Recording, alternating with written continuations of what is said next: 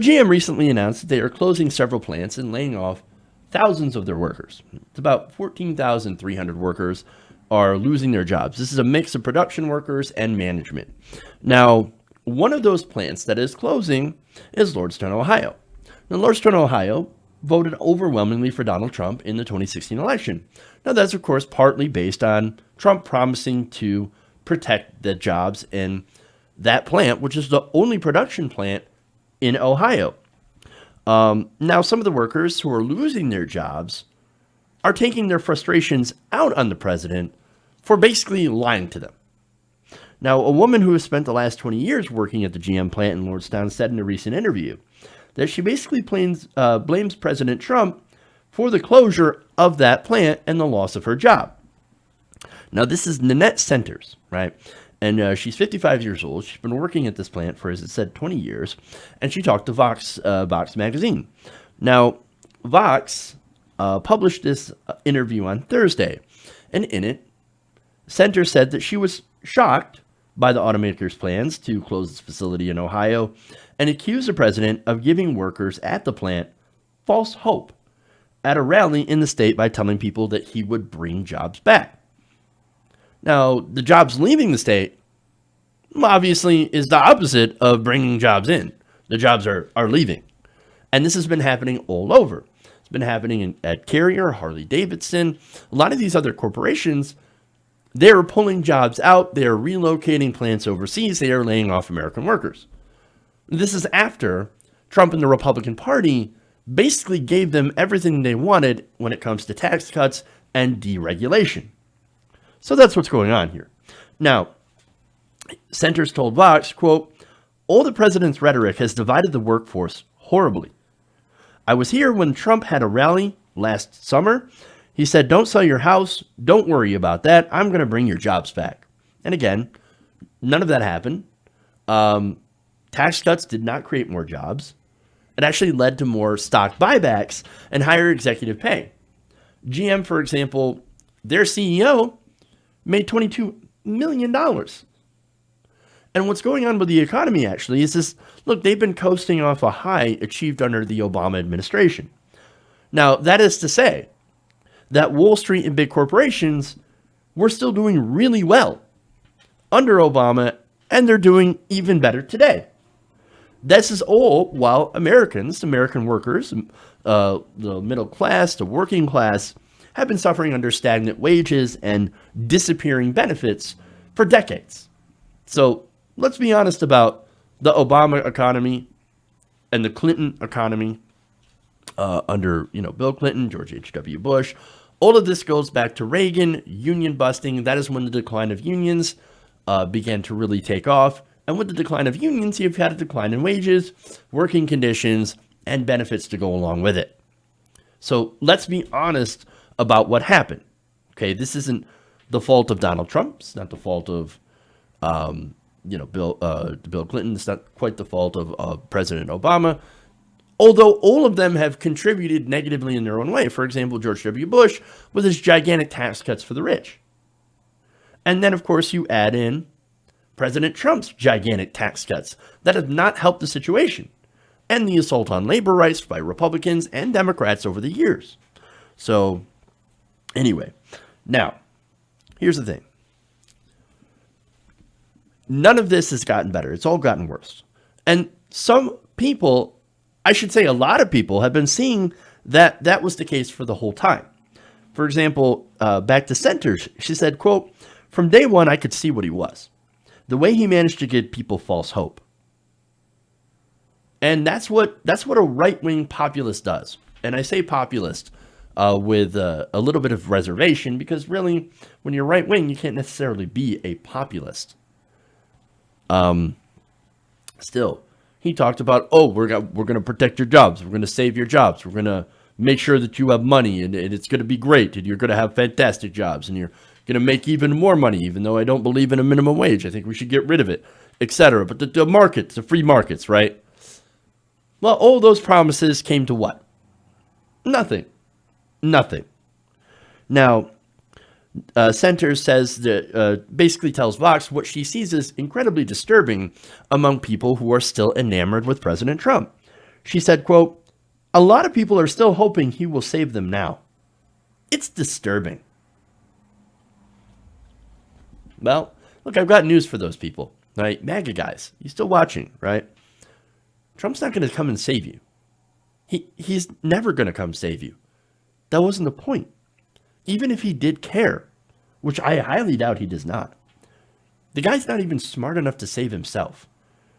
I mean, you look at that guy and you hear the things that he has to say. You just sit there and listen to him at a rally when he's talking. Do you honestly think that that is a smart person? That he is a very stable genius? Do you honestly think that? But here's the thing, kind of the genius way, and I saw this in a study. He basically, Trump, talks in a way that allows his fans, people that actually respect him and look at him and follow him, to fill in the sentences with the things that they want to hear. So he's as vague as possible when he's talking. Oh, some people say this. And then, well, I hear from there. And this is what it could be. And you hear all that stuff. And your mind fills in the blanks with whatever you want. And so that's why they're like, oh, Trump, he speaks to me. He understands completely. No. You filled in the blanks. He is intentionally vague. And so, and it's not some weird trick. It's just a marketing trick. You get people to fill in what you're saying with their own thoughts. And they're like, what a genius. God, you're a genius. You think just like me. Well, obviously, this guy's got my best interest at heart. It really is fascinating. But nonetheless, again, he's not a smart person. He's a pathological liar. He's a grifter. And he tells you everything that you want to hear. And he has made a career out of screwing people over. Screwing over banks, screwing over customers, screwing over regular people. Trump University is a great example of that. Now, look, she also added that while there is a lot of blame to go around, there's a lot of it goes to our president. Now, why is that? Right? And you could say that, and critics could discount that. Oh, you just don't like President Trump. He's just trying to make America great again. And you're just crapping all over him. Look at the economy. Look at black unemployment, etc. Well, no. Here are some actual concrete reasons. For one, you've got the trade war, right? Now, because of Donald Trump's tariffs, you have the price of steel that's gone way up. Now, that's obviously going to impact business. Now, as I pointed out before, while it does have an impact, GM is still deeply profitable. It is a very profitable company. And a lot of these companies are very profitable. It's just that, well, the price of steel went up. So obviously we need to cut jobs because we want to protect our profit margin. And actually we want to add to our profit margin so that we can buy back our own stocks and stick that money back in our own pockets. Of course, right?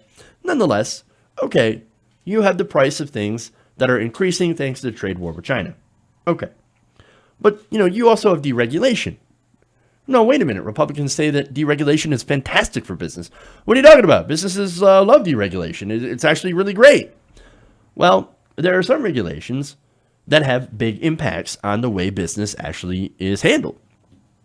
One of them is the corporate average fuel economy standard. So that's something that Trump had repealed. And now Centers actually said, quote, I think it all started when Trump repealed that CAF standard. When he did so, that gave GM more of an incentive to get rid of the Chevy Cruze and do restructuring. Now, the Cruze, again, wasn't a huge seller, but since they had this standard, it helped them to be able to manufacture both those mid-sized cars and smaller cars, as well as their big gas guzzling trucks, and still end up being insanely profitable. In fact, she said that the CAF standard meant that you could produce small cars that are energy efficient, and that would kind of balance out the building of big trucks and gas guzzlers. Building the Cruze meant that GM could also build as many trucks and still meet those same fuel efficiency standards. Those standards are now gone. And so the standards are gone. There's really no incentive to build the Chevy Cruze anymore. There's no incentive to build the hybrids anymore. So we're just going to switch to doing what sells the most. and what gets us most bang for our buck. And right now, that is gas guzzling, pickup trucks and SUVs. So screw the small car market. Even if we end up having to close all of these different plants that create these smaller cars, sad day for you. Now, Lordstown, of course, is where they made the Chevy Cruze. And look, as I mentioned, I have one. I think it's actually really good on gas. That's what I want. I want something that is cheap to drive. And look, if I had the cash, I'd actually go with a hybrid car. But it is what it is, right? And the Cruze is a decent car. It's good on gas. I don't regret my purchase, at least on that. But it's being phased out because of something that Donald Trump actually did. And so here's something that he did that had a direct negative impact on people's jobs and employment. And that said, repealing those standards, they didn't have to lead to job losses. But unfortunately, you have a corporation, or I should say every corporation is the same way, always puts profit ahead of people. They made roughly $6 billion in the first 3 quarters of 2018. They gave their CEO $22 million in compensation. That is 300 times the average a worker in their plants actually makes. And since 2015, they have used a lot of that money. They've planned to spend about $10 billion on stock buybacks. They've actually spent about $1.6 billion so far. So they're an insanely profitable company. They did not have to do this. They did not have to get rid of those lines. They were profitable before. So, but anyway, now going back to Stenter. Now, when pressed in the interview about reports about that some GM workers are asking the president to cancel government contracts with GM as sort of a way to punish them or incentivize them to try to, do something, not ship the Chevy Blazer down to Mexico to have them produce it there for a lot cheaper, right? Or shut down, or I should say have them restart some of these plants in Ohio and Michigan and Toronto, things like that. Well, Stenters believes that that's actually a good idea in theory, but that Trump, he doesn't care and is not willing to put his money where his mouth is. So I think that's true. I think there's a pretty good indication that he's not actually going to do anything that's going to help. And if he does try to do something, it's going to be so ham-handed and so completely wrong, or maybe even overkill, that it's going to end up making the situation worse. But Center says, so many of my workers, around half of them, are still putting their hopes on Trump. I hope I'm wrong. I hope he does do something about the thousands of jobs companies are still sending abroad, but he hasn't done anything about Carrier, Honeywell, or Harley-Davidson.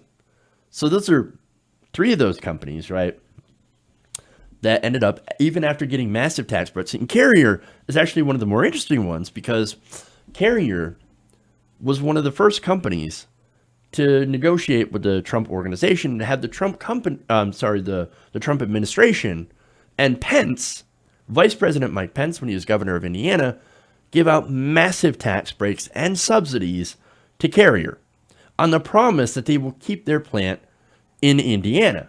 Well, what happened? Carrier is moving down somewhere else where the labor is cheaper because that's what they do. If there is a cheaper way for them to do something, they're going to do it because these are corporations that don't actually care about Indiana. You think Carrier cares about Indiana? No, they don't care about them.